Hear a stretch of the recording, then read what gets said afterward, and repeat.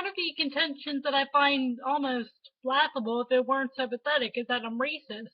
And I've even said that I don't like the Confederate flag because people use the excuse of states' rights when really states' rights were just about slavery and having the right to own African Americans, as if African Americans were any less than human just because of their skin color. And I even had a contention with a family member who for a while had a flag that had the Confederate symbol in it, and I raised my objections to him or her, and I might have even asked him or her to take it down if I recall correctly. And he or she, from what I last remember, has had it down since. I don't know if he or she put it back up. I don't think he or she has.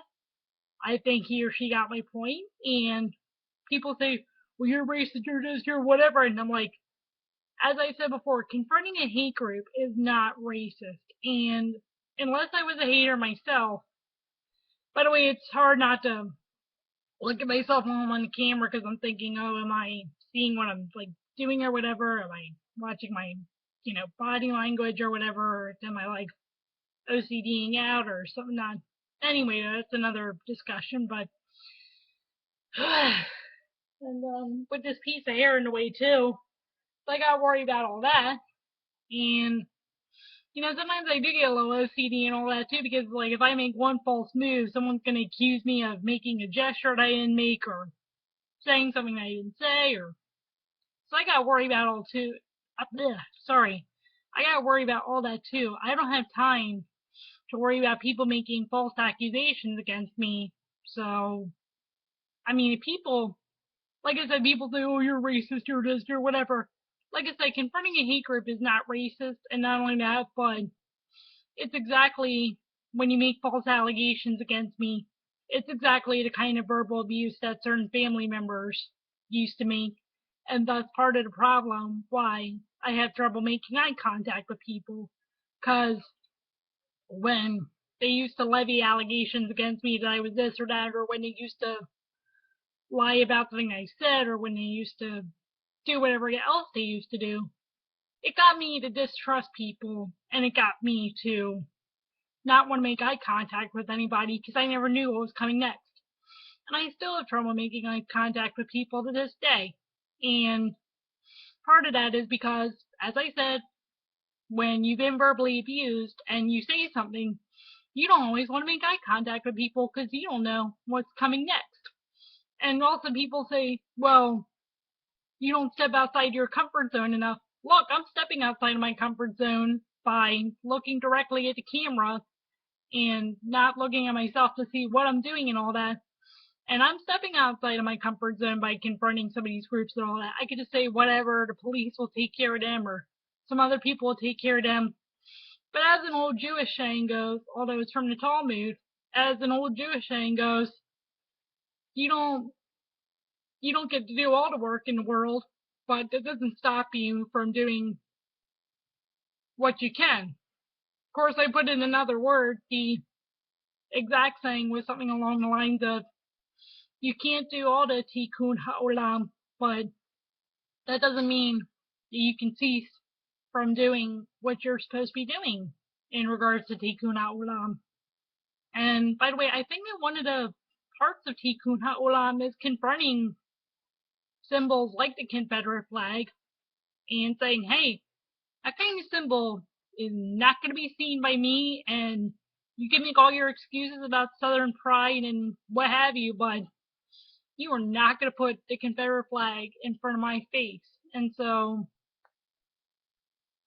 that's part of what I do. And people were like, well, you're this and you're that. And even someone got mad at me when I confronted her because she had said, I'm going to read you her exact message. She said something along the lines of,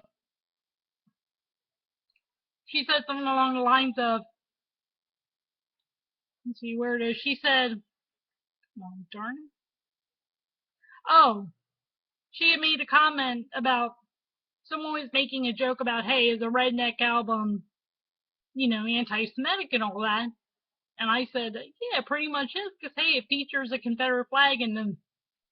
And the album had said something along the lines of, "You mess with me, you mess with the whole trailer park." But that's unfortunately how a lot of people in some areas do think. And this person said, "Oh yeah, the Confederate flag wasn't racist and all that," or something along those lines, basically. And so I said to her, I'm like, "Look, what else was states' rights about? Freedom for blacks and Jews? I don't think so." And you have to remember, there was anti-Semitism against, for example, Judah Benjamin and Leo Frank in the South. And she says to me, she's like, "Excuse me, do I know you?" And that's another thing too. I get pissed off when I make comments and people are like, they act like they don't know why I'm saying what I'm saying or whatever, and they act like they didn't do anything. Own up to what you did. And if you honestly can't remember what you did, at least say, "Hey, I can't remember what you did. What are you talking about? Like, show me what you're talking about if you can."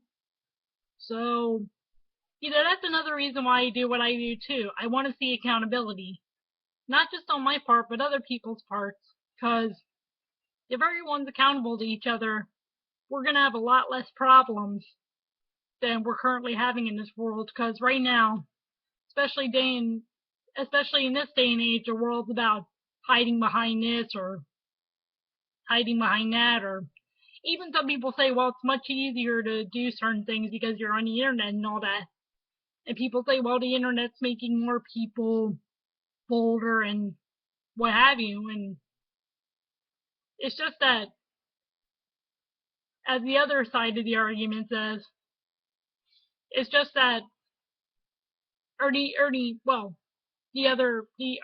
of the other side, I should put it that way. It's as the argument of the other side goes, it's not really that the internet is emboldening people or doing any, I guess, emboldening or what have you along those lines. It's just that people have found, first of all, we're in the end days, let's face that. And then secondly, people have just found better ways to get away with what they wouldn't try to dare get away with in the public domain. The cyber domain,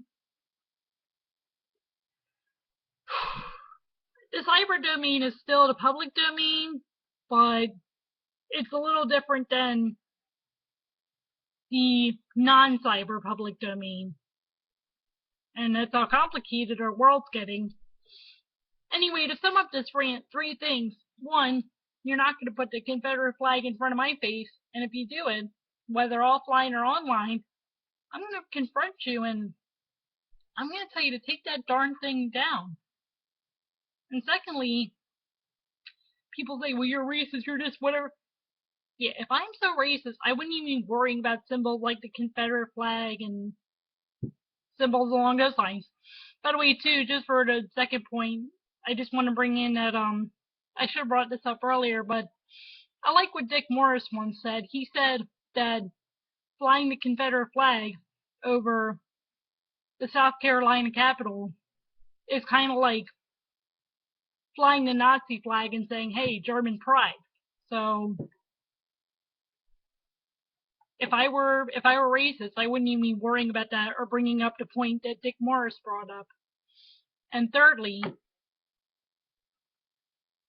part of what I do is trying to make the world as best of a better place as I can, because it's as the old Jewish saying goes, you can't do everything in the world, but that doesn't stop you from doing what you can. And then fourthly, too, the internet isn't what's causing people to do evil. People have just found a better way, or a more effective way, I guess. Maybe not necessarily better, because better might not be the right word, because better can imply that something good. But I guess a more effective way to do evil. And, well, there you go. Oh, and the fifth point too was about the verbal abuse thing. When you make when you make accusations like, oh, I'm racist or I'm this or what have you, I don't feel like dealing with your verbal abuse, and I don't feel like dealing with people like you, and you gotta wonder why I don't make eye contact with people after all the verbal abuse that I have been through.